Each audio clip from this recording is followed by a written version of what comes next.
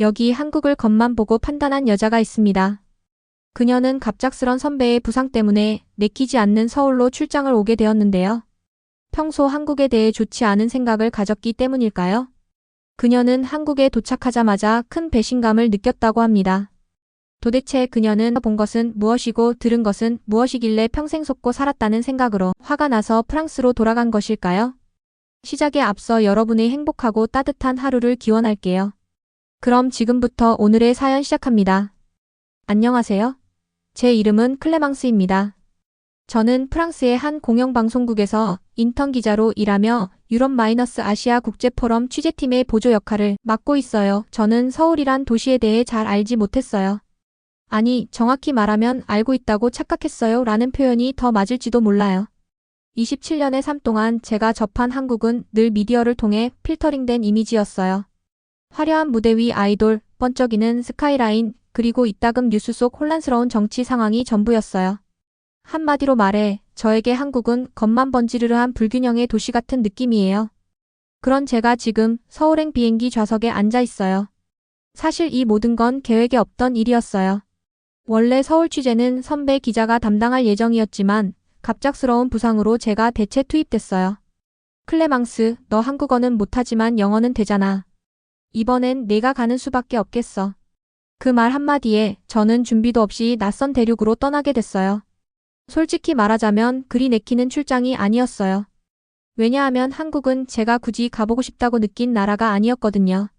너무 멀고 너무 다르고 너무 과잉된 이미지가 지겹게 느껴졌어요. 그 나라엔 진짜 이야기가 없다고 생각했어요. 하지만 그 판단은 곧 산산이 깨졌어요. 인천국제공항에 도착한 순간 저는 멍해졌어요. 제가 상상한 혼잡하고 정돈되지 않은 공항의 모습은 어디에도 없었어요. 자동 출입국 시스템은 믿을 수 없을 만큼 빠르고 안내 도우미는 세련된 정장을 입고 환한 미소로 인사를 건넸어요. 공항 내부 곳곳엔 전통문화 체험 부스가 있었고 벽면 디지털 스크린에선 한복 입은 무용수가 공중에서 춤을 추고 있었어요. 심지어 WI-파이 속도는 파리의 샤를드골 공항보다 훨씬 빨랐어요. 이런 공항이 가능해요? 저는 순간 제 눈을 의심했어요. 입국장을 나와 서울대학교에서 파견된 통역 담당자 이현우 씨를 만났어요. 또 한 번 놀랐어요. 영어 발음이 거의 네이티브에 가까웠고 태도는 매너 그 자체였어요. 그는 우리가 탈 차량이 있는 곳까지 짐을 들어주며 안내했고 차 안에 앉은 저는 조용히 창밖을 바라봤어요. 그때 처음으로 한강을 건넜어요.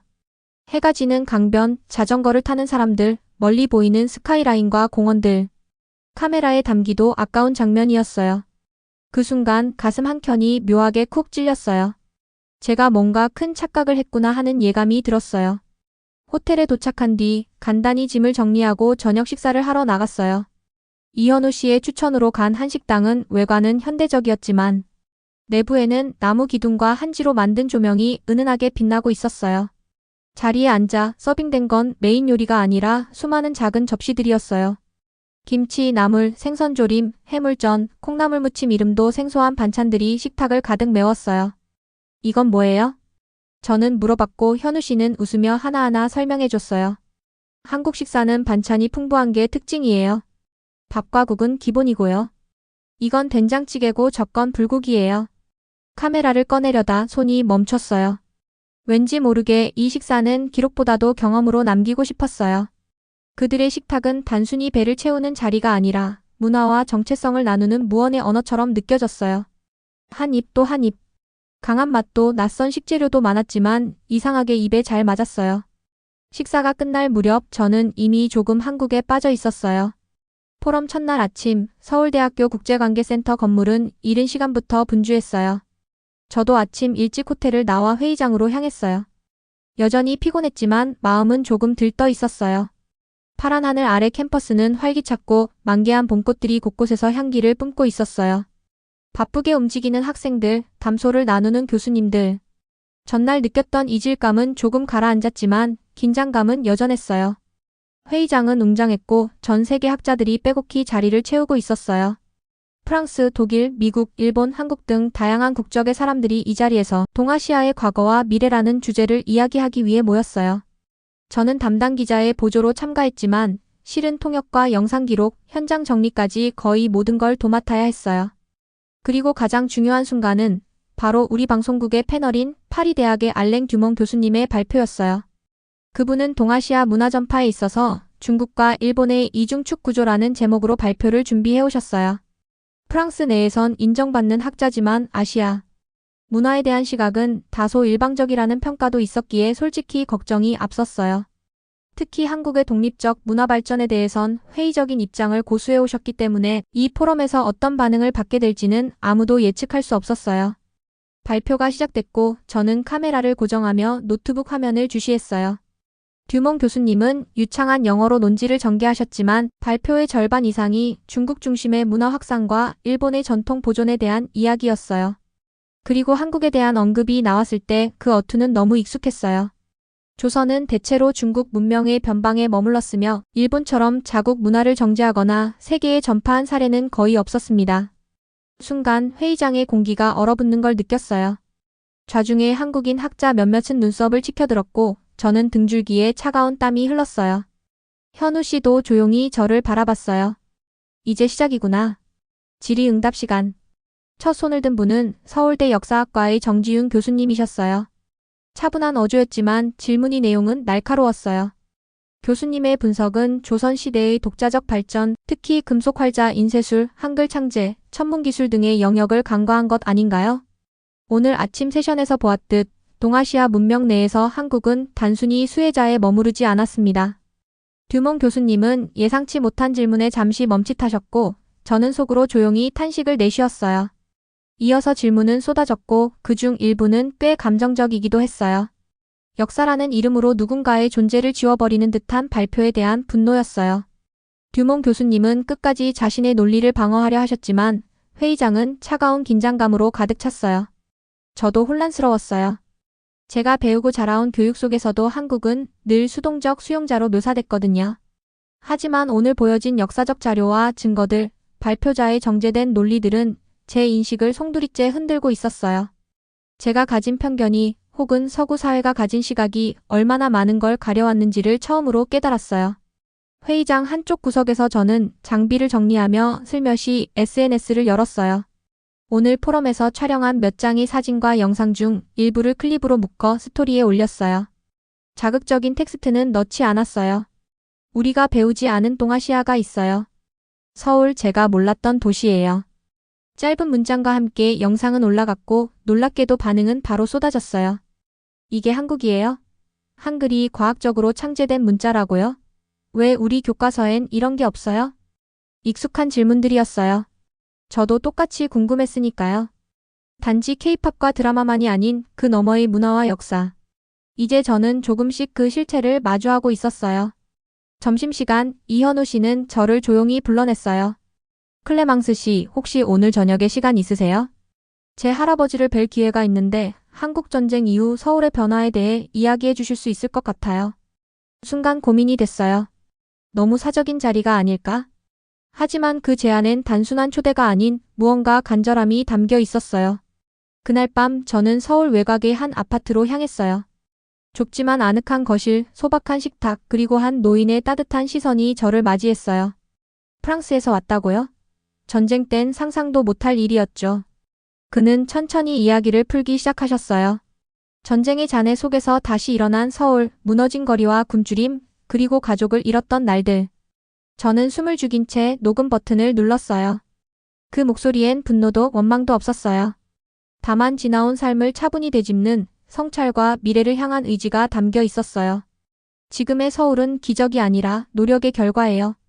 그걸 세상에 제대로 알려주는 것도 누군가의 몫이겠지요. 그날 밤 저는 숙소로 돌아오는 택시 안에서 처음으로 카메라를 내려다보며 이렇게 중얼거렸어요. 이건 그냥 취재가 아니에요. 이건 기록이에요. 진짜 이야기를 담는 기록이에요. 다음 날 아침 회의 일정이 잠시 비어 있었어요. 이현우 씨는 조심스럽게 말을 꺼냈어요. 클레망스 씨, 혹시 오늘 박물관이나 고궁에 가보시는 건 어때요? 이왕 오신 김에 한국의 조금 깊은 면을 보시면 좋을 것 같아서요. 저에겐 더할 나위 없는 제안이었어요. 저는 어젯밤 할아버지의 이야기에서 뭔가가 터지듯 솟아오르던 감정이 아직도 가라앉지 않았어요. 어디든 좋았어요. 그 감정을 계속 따라가고 싶었어요. 우리는 먼저 국립중앙박물관으로 향했어요. 서울 한복판에 이런 규모의 박물관이 있다는 것 자체가 놀라웠어요. 입구에 들어서자 저는 말 그대로 압도됐어요. 선사시대부터 조선 후기에 이르기까지 층층이 이어지는 역사. 유물 하나하나가 숨을 쉬듯 살아 있었어요. 그리고 무엇보다 저를 멈춰 세운 건 세종대왕 섹션이었어요. 전시된 혼천의 치국이 그리고 한글 창제 원리에 대한 상세한 설명들. 이걸 15세기예요? 입 밖으로 새어나온 감탄에 현우 씨는 조용히 고개를 끄덕였어요. 이런 걸요, 저희는 학교에서 배우지만 외국인들이 보시면 많이 놀라시더라고요. 놀라운 걸 넘어서 창피해요. 저는 말했어요. 이런 것들이 있다는 걸 전혀 몰랐어요. 유럽의 문자가 전부인 줄 알았어요. 그게 아니었는데요. 그는 웃지 않았어요. 대신 그 눈빛에는 이해가 담겨 있었어요. 어쩌면 저와 같은 말들을 여러 번 들으셨겠죠. 박물관을 나서며 저는 처음으로 이런 생각을 했어요. 제가 지금까지 배운 건 너무 적었어요. 며칠 사이 저는 서울이라는 도시에 대해 새로운 시선을 갖게 됐어요. 그건 단순히 멋진 건물이나 맛있는 음식 때문만은 아니었어요. 서울은 과거와 현재가 겹쳐진 도시였어요. 겹치고 대화하고 충돌하며 살아가는 도시요. 포럼 마지막 날 아침 마지막 세션이 예정돼 있었어요. 이번에는 각국 발표자들이 자유롭게 의견을 나누는 패널 토론 시간이었어요. 저는 기자로서가 아니라 그냥 저로서 앉아 있었어요. 듣고 싶었거든요. 다른 사람들의 이야기, 그리고 제 안에서 조용히 자라고 있는 그 복잡한 감정의 이름을요. 한 교수님이 말했어요. 우리는 진실을 있는 그대로 가르치지 못하고 있어요. 역사는 항상 누군가의 시선으로 쓰였고 그것이 절대적 진실처럼 여겨졌죠. 저는 고개를 끄덕였어요. 정확히 제가 지금 느끼고 있는 감정이었어요. 그리고 그 순간 정말 뜻밖의 일이 벌어졌어요. 뒤쪽 자리에 앉아있던 한 한국 학생이 조용히 일어나 말을 시작했어요. 그녀는 서울대학교에서 역사학을 전공하고 있는 대학원생이었고 제가 통역실에서 몇 번 스쳐 지나간 적이 있었던 얼굴이었어요. 이 자리를 빌려 저는 프랑스에서 오신 클레망스 씨에게 감사드리고 싶어요. 저는 여러분이 공유한 그 영상 속에서 경복궁 앞에서 눈물을 참으려던 그 눈빛을 보았어요. 단순히 한국을 소개하는 영상이 아니라 한국을 이해하려는 시선을 느꼈어요. 그리고 그런 시선은 저희에겐 아주 귀중해요. 그 말에 회의장 전체가 조용해졌어요. 제 손이 떨리기 시작했어요. 그녀의 말을 들으며 저는 마음속 깊이 숨겨두었던 또 하나의 경험을 떠올렸어요. 아무에게도 말하지 않았던 짧지만 강렬했던 그 순간을요. 며칠 전 회의가 없는 오후. 저는 혼자 서울 시내를 돌아다녔어요. 사실은 단순한 산책이 아니라 마음이 조금 흔들렸기 때문이에요. 지금 내가 하고 있는 이 기록이 정말 의미 있는 일일까 하는 생각이 들었거든요.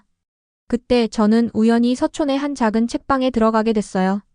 간판도 크지 않았고 골목 안쪽에 숨어있는 조용한 공간이었어요. 안에는 나이 지긋한 사장님이 책을 정리하고 계셨어요. 저는 무심코 진열대에 놓인 낡은 책 한 권을 집어들었어요. 잊혀진 이름, 지워진 거리. 표지에 적힌 이 문장이 묘하게 저를 붙잡았어요. 사장님이 다가오셨어요. 그 책은요, 일제강점기 시절 서울의 건물과 지명이 바뀐 과정을 다룬 책이에요. 그 시절 우리가 쓰던 이름들이 하나둘 사라졌죠. 그 말에 저는 조용히 책을 펼쳐 읽기 시작했어요. 서빙고 세빙코, 신촌신소, 중구 낙하쿠. 익숙한 장소들이 전혀 다른 이름으로 바뀌고 그렇게 수십 년간 기억에서 지워져 왔다는 사실에 충격을 받았어요. 저는 사장님께 물었어요.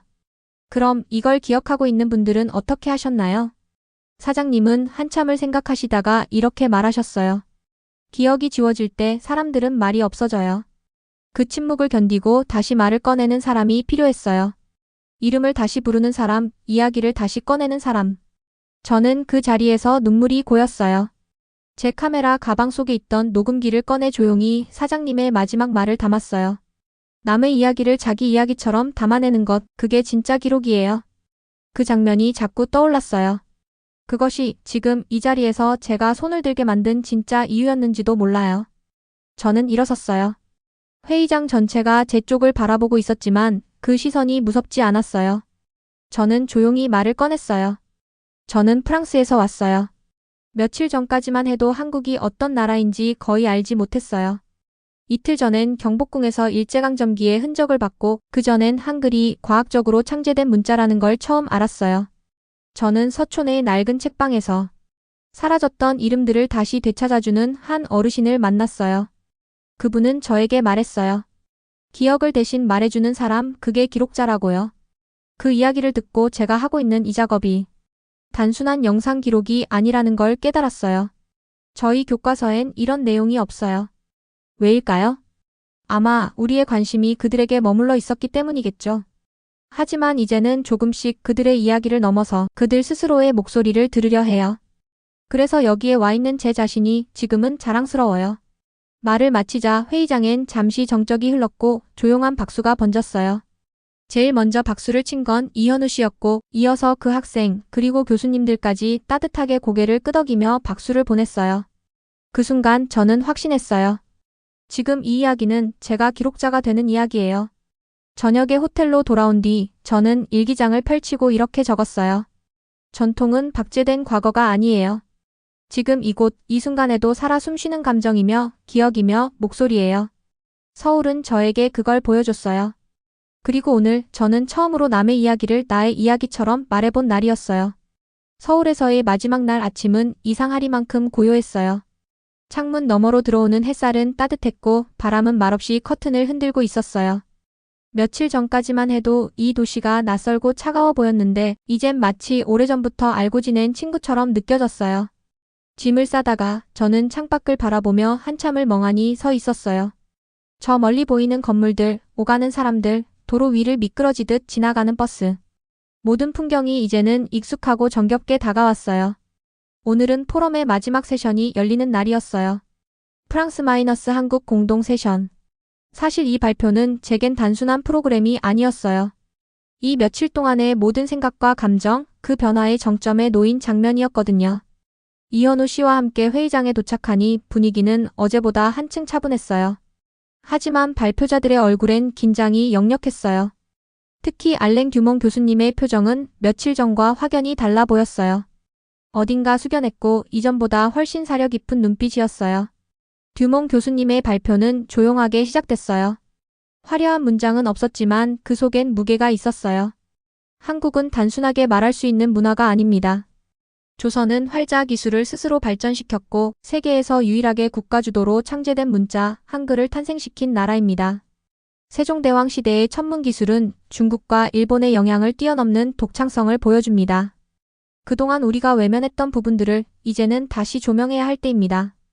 스크린에는 조선시대 금속 활자의 모습, 혼천이와 치국이 그리고 헤레본의 정밀한 구성도가 차례대로 나타났어요. 저는 숨을 죽인 채 그 슬라이드들을 바라봤어요. 그 이미지 하나하나가 마치 한국이라는 나라가 스스로 말하는 듯 했어요.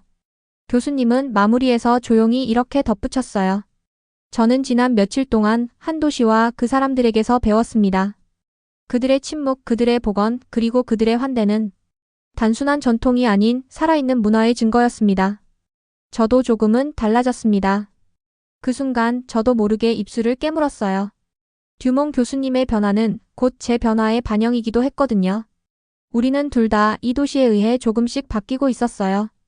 질의응답 시간이 되었고 정지훈 교수님이 손을 드셨어요. 그의 어조는 날카롭기보다는 조용한 응시 같았어요. 오늘의 발표 감사합니다. 학문은 늘 질문을 던지고 가설을 세우고 다시 부숴야 한다고 생각해요. 저 역시 이번 토론을 통해 많은 걸 배웠습니다. 저의 질문은 단 하나입니다. 과거를 넘어선 지금 우리는 어디쯤 와 있는 걸까요? 그 말은 회의장 전체를 감싸는 질문이 되었어요. 지나온 역사와 앞으로의 미래 사이 우리는 어디쯤을 걷고 있는지 어쩌면 모두가 스스로에게 묻고 있었는지도 몰라요. 세션이 끝나고 회의장을 나서는 사람들의 표정은 더 이상 날카롭지 않았어요. 누군가는 미소를 지었고 누군가는 손을 내밀어 악수를 청했어요. 서로 다른 시선들이 조금씩 하나의 이야기로 모여들고 있었어요. 밖으로 나와 잔디밭을 걷는데 이현우 씨가 조용히 제게 말했어요. 클레망스 씨, 이 며칠 동안 저희 나라를 봐주셔서 정말 감사해요. 제가 더 고마워요.